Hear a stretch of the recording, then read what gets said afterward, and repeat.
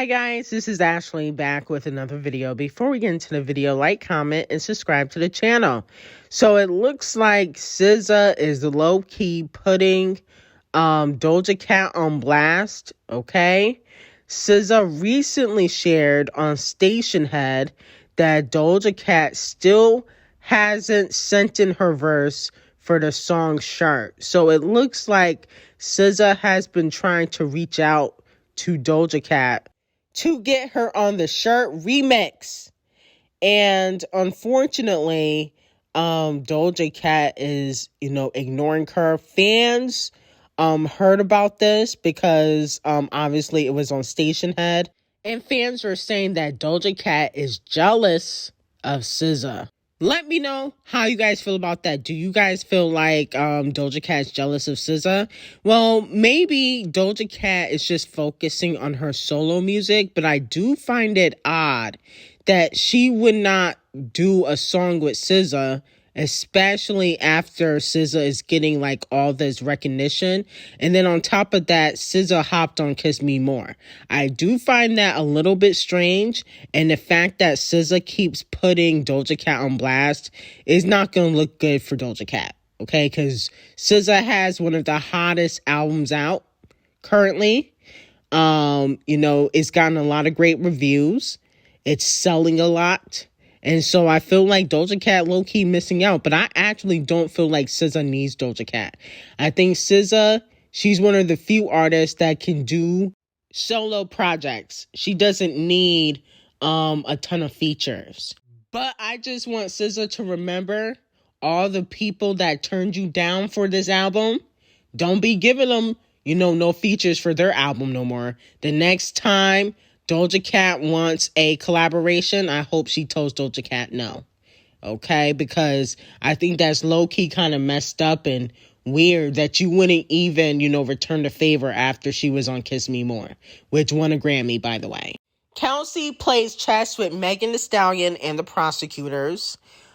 She was granted full immunity, so that way she could not be charged for any crimes while she confessed to what really happened, the day of the shooting incident.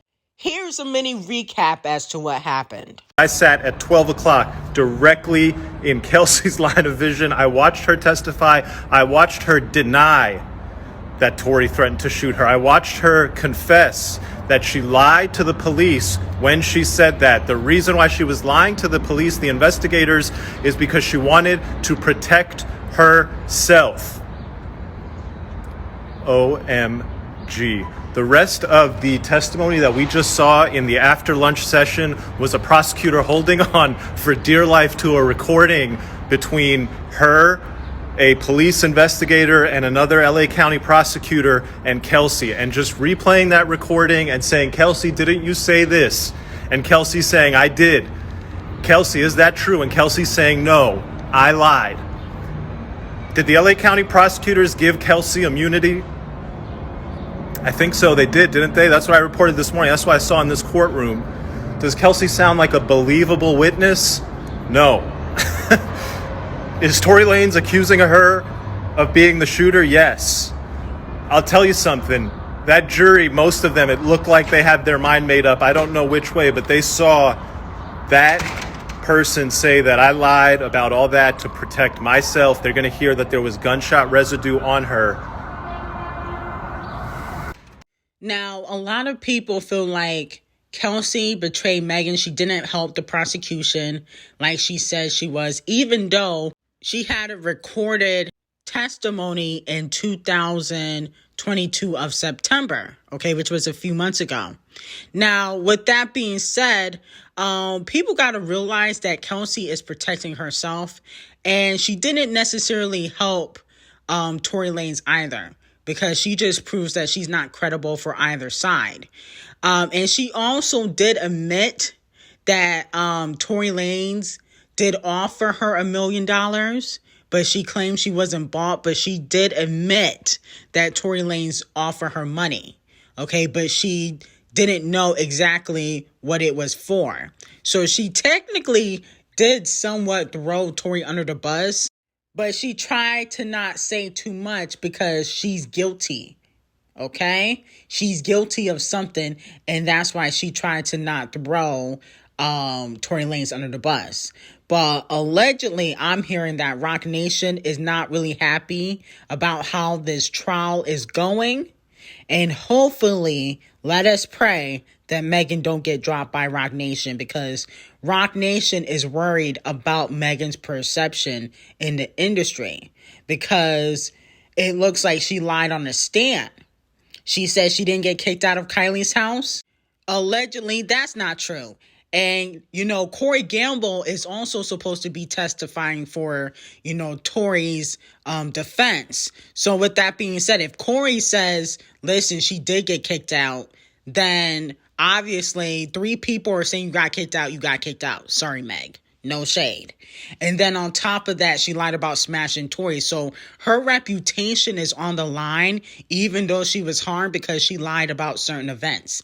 If you want justice, don't lie about certain events to protect yourself. You got to tell the truth, even if it makes you look bad. So allegedly, Roc Nation is not happy about this trial.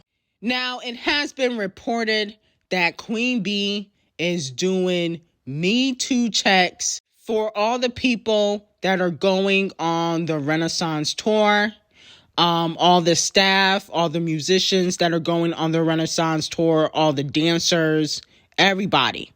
Now, I'm here for it. She says that she wants to keep a healthy work environment, and she did the same thing for anybody that was trying to work on the Renaissance album.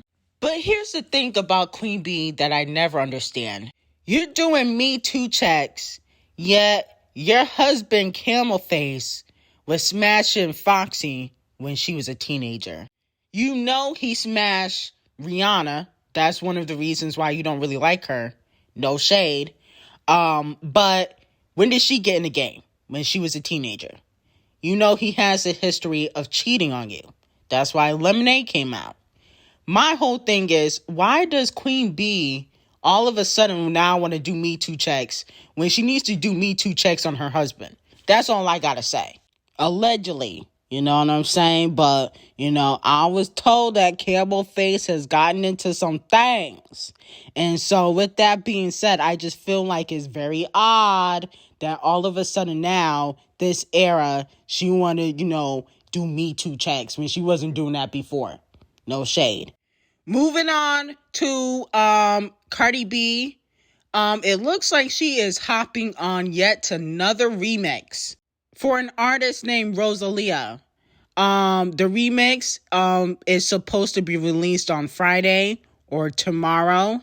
And I just find it odd that 11 Faces has to jump on other people's records. This is like the 4th remix this year. Goodness gracious. I mean, didn't she say that she don't do remixes? You're the one that be hopping on remixes, so why would I want to hop on a song that was already out? I guess when you don't have no hits of your own, you gotta hop on songs that are already out. Okay, that is just so embarrassing. First, it was the Shake It remix, which was trash. Then she got Yesterday Too.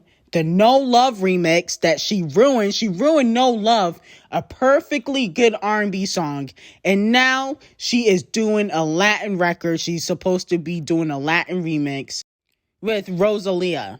It's just sad.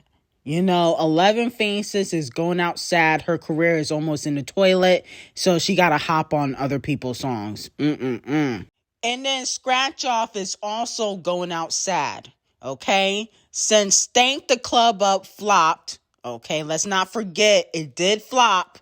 Now she is asking fans if they want her to release the Nasty song, which is also a sample, by the way. Okay, just like Stank the Club Up and Low Energy. With that being said, it looks like Lottery Ticket is scrambling. Lottery Ticket and 11 Faces are scrambling for hit songs.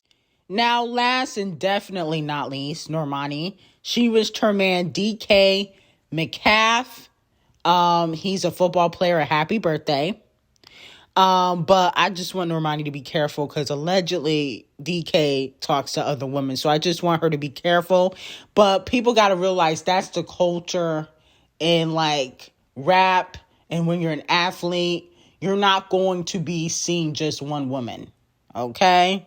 If Queen Bee and the Rihannas could get cheated on, basically anybody can. But I just want Normani to be very careful with DK Metcalf, okay? Because, allegedly he does entertain other women. But, it is what it is. I just want her to be careful and just to be happy and take things slow. Slow. They just started dating, but now they are posting each other. So, hopefully everything works out in their favor. And, maybe in 2023, we can get some new music from Normani. Anyway, I have uploaded a new reading, finally, to my tarot channel. Go check it out. And I also got a new exclusive on Gunna that is on Patreon. Okay? So go check that out. Link will be in my description box. And I hope you guys have an amazing day.